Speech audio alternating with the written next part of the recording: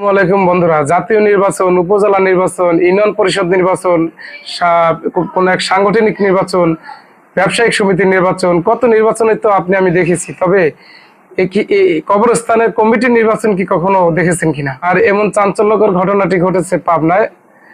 শনিবার 24শে মে পাবনার চাটমোহর স্থানীয় একটি কবরস্থান কমিটির সভাপতি পদ নিয়ে ভোট গ্রহণ অনুষ্ঠিত হতে যাচ্ছে। এই নির্বাচনকে সামনে রেখে গঠন করা হয়েছে নির্বাচন কমিশন, ঘোষণা করা হয়েছে তফসিল। দুজন প্রার্থী মনোনয়ন কেনার পর তা দাখিল করেছেন, ইতিমধ্যে দেওয়া হয়েছে প্রতীক বরাদ্দ। বিষয়টি উপজেলা জুড়ে আলোচনার কেন্দ্রবিন্দুতে পরিণত হয়েছে।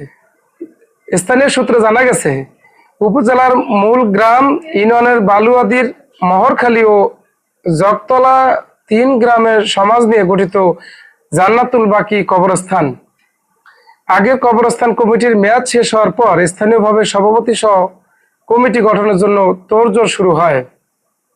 কিন্তু সভাপতি কে হবেন এমন বিষয় নিয়ে দুইটি পক্ষের মধ্যে তৈরি হয় উত্তেজনা। পরে বিষয়টি থানা পর্যন্ত গড়ায়। স্থানীয়রা দাবি জানান ভোটের মাধ্যমে সভাপতি নির্বাচন করা হোক। এদিকে আব্দুল মতিন মাস্টার নামে কবরস্থান কমিটির বর্তমান সাধারণ সম্পাদককে প্রদান করে 7 সদস্য বিশিষ্ট নির্বাচন কমিটি গঠন করা হয়েছে।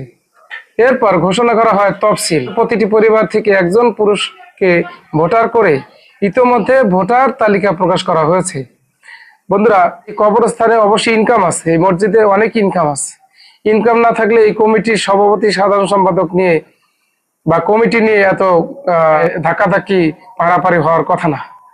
আর এমনি তো মসজিদে প্রচুর পরিমাণ ইনকাম থাকে, প্রচুর পরিমাণে টাকা ওঠে, সেই টাকা কিন্তু মসজিদের কাছে ব্যবহার করা হয় না, দু একটা মসজিদ ব্যতীত। যে মসজিদের যে কমিটি এইগুলো হিসাব কিতাব করেন, তো যা বুঝেই নিত এগুলো তো সাধারণ জনগণ আর হিসাব নিতে চায় না। কবরের স্থানের কমিটি নিয়ে বুঝতে পারছে কবরস্থানে আবার কমিটি হওয়ার কি দরকার। তো নিশ্চয়ই কবরস্থানে প্রচুর দান খরচ পড়ে, আর সেগুলো নিয়ে টানা আঁচড়া শুরু হয়। আর এখানে ইনকামের ব্যাপার স্যাপার আছে, তাই কবরস্থানে কমিটি নিয়ে তারা শুরু হয়েছে। যাই হোক, সবাই ভালো থাকেন। আসসালামু আলাইকুম।